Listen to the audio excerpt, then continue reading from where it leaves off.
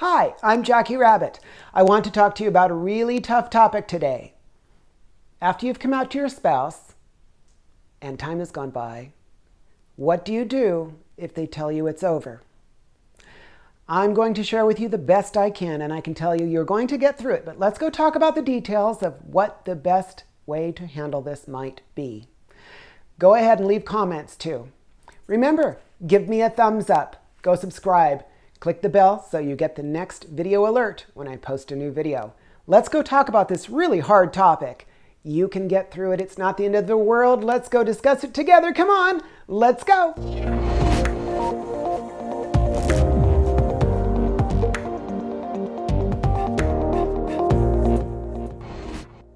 What do you do if it all comes to that point? That's the big question, isn't it? I know girls who have faced it. I faced it, and maybe you will or have as well. Now, let's go through the little bitty details to get to the big component. We at some point come to the realization in our life that we need help. We often go and we seek therapy, and that's the right thing to do. That therapy often leads us to really self-examine. That self-examination leads us to a place that we kind of always knew but now have to face. We go through it, we realize it, and now it's time to say something. So we do. And the one person in our lives at our age, I'm approaching 50 and I started when I was 46, is we tell the one person we are closest with. We tell the one person we trust the most on this planet. We tell the one person we hope with all of our being will understand. And sometimes that person does. That person being our spouse. Now, they don't always, and it is their decision. So I want to say right up front, I don't want you to be upset or angry at me for bringing this topic forward. This topic really brings up both sides of the camp and people get upset right away. So I will say to all of you spouses who have had to deal with your spouse telling you that they're trans, I understand. Please believe me. I know there's no support for you. I know that people who are in a position where their spouse has come to them and said, I am trans and we need to find a pathway. There is a future, but what is it going to be? And they ask you, and you have to make decisions. You are faced with a decision. And yes, I know there is virtually no support for you out there. And yes, I know you might often be looked at as being someone completely unsupportive and kind of shot down at every opportunity. And if you do stay with them, sometimes you're often blamed for not being woman enough to keep them home and manly. I am sorry. I understand. But that's not what this video is about. This video is about what girls like myself need to do in order to maintain the very best components of themselves, best work with their spouses on whatever decision they make, and move forward in life. So that aside, let's talk about the real details. So I'm assuming that most of you have gone through this or going through this or are about to go through this. So let's share. I did tell my spouse. I did explain. There was a period of positivity, of let's figure this out together. Maybe we'll even move to a new town where nobody knows us, join a brand new church, and start over. And I was so excited. I was so excited. My spouse was coming with me on this trip. Somewhere along the line, I think, and this is my opinion, I think that, the friends and some other family members, whoever it is that, starts talking to them, and they get filled with fear and negativity, and it's palpable. It's a huge fear. What will this world look like with my partner going through transition? What will I face? And unfortunately, that mental image of what is to come isn't real, but it is incredibly scary for them. And it often leads them to make a decision about their future right now. Now, the best option would be for them to just wait and see, keep an open mind, and see where things go. Life is short, but not so short that you couldn't just try to see where it goes. But unfortunately, most people are just too scared to get on that ride. And believe me, I understand.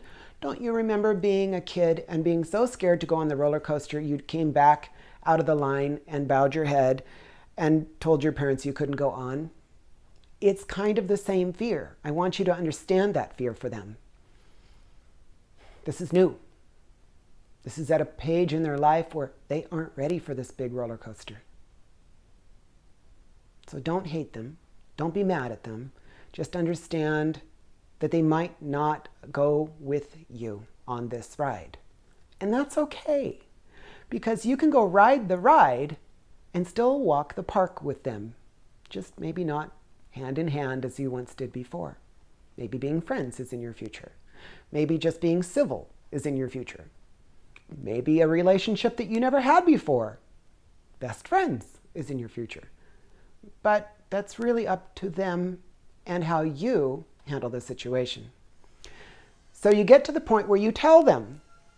That's however you manage it. And of course, I've talked about it before a couple videos ago, and I want to reiterate, be kind, be patient, and never, ever, ever, and this is Jackie's rule as it should be yours, never, ever raise your voice, become disgusted visibly, or argue. There is no place for any of it. At this point, you need to be turning a page in your book internally as well as externally, creating the best of you both inside and out. This starts with the process of coming out. Now, I know it's tough. I know it's going to be hard. And I know you might get hurt feelings, but believe me, it won't serve you to be anything but kind and patient. Things are going to be decided whether you are able to turn the tide or not. You need to allow them to make the decision. So if the decision comes back, I'm sorry, I can't do this. That's where you absolutely have to go into your best personal place. The best of you needs to shine forward. You need to be kind. You need to be quiet. You need to let them speak, not make it about yourself. And understand patience is the only key to having a relationship with someone you have loved for a very long time. Now, maybe this all sounds like, oh my gosh, Jackie, why are you telling me to be such a soft touch on somebody that I expect to stand by me? Well, you can do what suits you best, but I guarantee you, getting upset won't help. Getting angry won't help. And raising your voice, that will be used against you. I mean, come on. Don't provide anyone with information. I don't care if it's your spouse, somebody at work.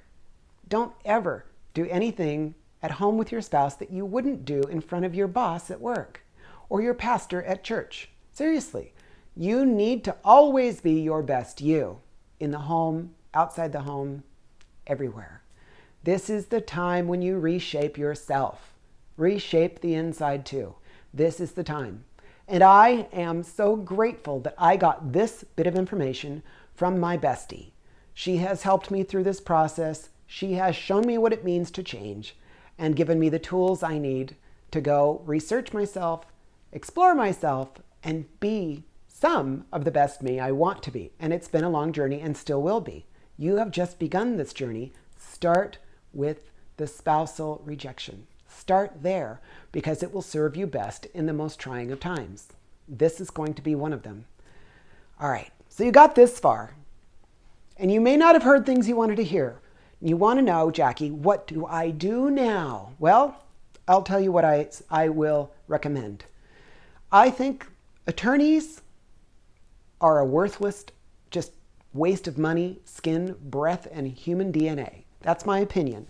They will scare you into spending whatever sum of money they can get from you and continue to drag it along, filling you with fear the entire time. Now, I know, maybe you have lots to lose. Maybe your spouse has already struck against you with an attorney and you have no choice but to protect yourself. And I do understand. I would still implore you to try to reasonably speak with your spouse and say, let's stop all this crazy. What do you want? Tell me what you want and try to be reasonable. I know that's hard. I had a lot to lose. We had a life together. I had very important things I wanted to hang on to, but I have realized in the long term, they weren't important. Losing anything I lost was just things. And I'm actually quite satisfied with less things these days. My life is better with less than it is with more. And having lost some very important things that I viewed as big, huge, they're mine type of things, they're not important. Actually, I look forward to being able to get rid of certain things that I viewed that way. I want you to know part of the process of the new you is a new life. And you may want to walk away from some things that don't suit you anymore, but some will. I kept my guitar from high school. I kept important things, like pictures and things, I kept important things that I wanted for myself that were just little things. My uncle's camera, an old stereo I'd had from high school. Little things. There really wasn't very much. And I didn't need things beyond my clothes and my belongings that kept me living daily. Money was another issue. And in the end, I decided I would rather make sure that my previous most important person in the world was well cared for, even if I had to scrimp a little and start buying top ramen. So I discussed it with her, and she and I came to a conclusion that, maybe it's not so bad, and we can move forward. And I did give more than most of my friends are happy with, but they now see the reasoning behind it. They see me as wanting to make sure this person was cared for, didn't have a complete dissolution of life, because I can still maintain myself and my life is getting better, and I'm going to work hard to improve it to a point where everything's fine. And that pathway is happening, and I'm extremely happy. But it's come over the course of several years, and I want you to know you can do the same thing. Don't fight over stuff. Do what's important. Do what's in your heart. Don't listen to your friends when they say you have to have an attorney. So I'll stop there with the attorney stuff. I'm not a fan of attorneys. I think they waste money. At the end of all of this, you want something from them. What do you want? Some sort of relationship. If you have kids in a family, you want relationship, right? You want somehow to be able to operate together, to have that family relationship. And if you don't listen to the rules of Jackie and you yell and you argue and you fight, those things might not be available to you long term, or at least in the near future. So really, be kind. Be generous with your time. Be patient and listen. Even if you're making the decisions for you that you need to move on with transition. That's what I did. And at a certain point, I learned how to very effectively control this component of my anatomy. One of the hardest things I've ever done. And I want to share with you, the sooner you start, the better. For everyone, including yourself. That is something that you will never realize holds you back until you step back and stop doing the things that were old habits. Yelling, arguing, getting upset, and fighting. Those things don't serve you. Trust me, I know. My life is immeasurably better in every way, and yours can be too. So just realize there's a hard lesson to be learned, but take my hard lesson and make it your easy lesson. Beyond all of this, there's no real support for your spouse. They're going to get hit from either side of this. Either they weren't enough of a woman to keep you from changing, which is BS, and we know that. Or they stay with you and they're blasted for allowing it. It's not fair to them. They're going to face all the same stuff we do, just in a different way.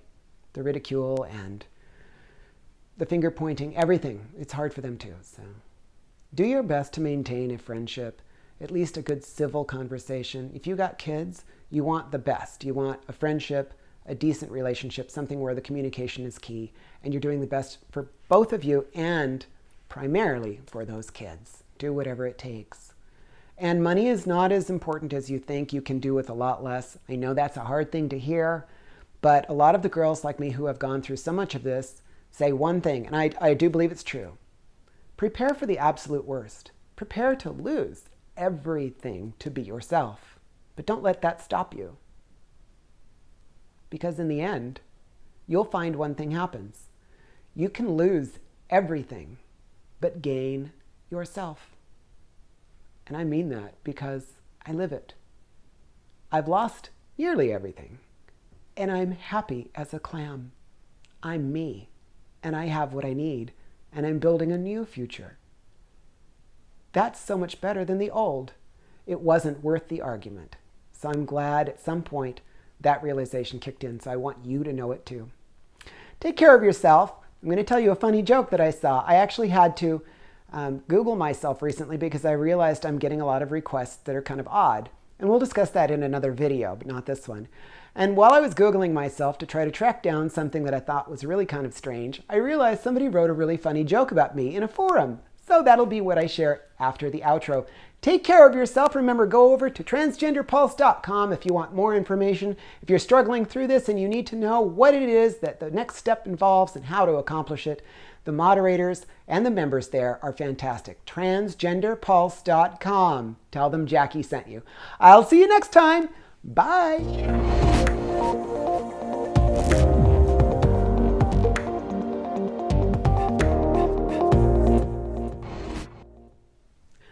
One time, Jackie Rabbit walked into a store and said, "Hey, do you have any carrots?" And the storekeeper said, "No." So she walked out. The next day, she walked back in and said, "Hey, do you have any carrots?" And the storekeeper said, "No." So she walked out. And then in the middle of the week, she walked in and said, "Do you have any carrots?" And the storekeeper said, "No." So she walked out. At the end of the week, she walked in and said, "Do you have any carrots?" And the storekeeper looked at her and said, "If you don't stop asking for carrots, I will take nails and a hammer and nail your ears to the wall." So she looked at him and walked away really quickly. Next week, she comes back in and she looks at him, and the storekeeper's a little unnerved because here she is. And she says, "Do you have any nails?" And he looked at her and said, "No, I don't have any nails." So she said, "Do you have any carrots?"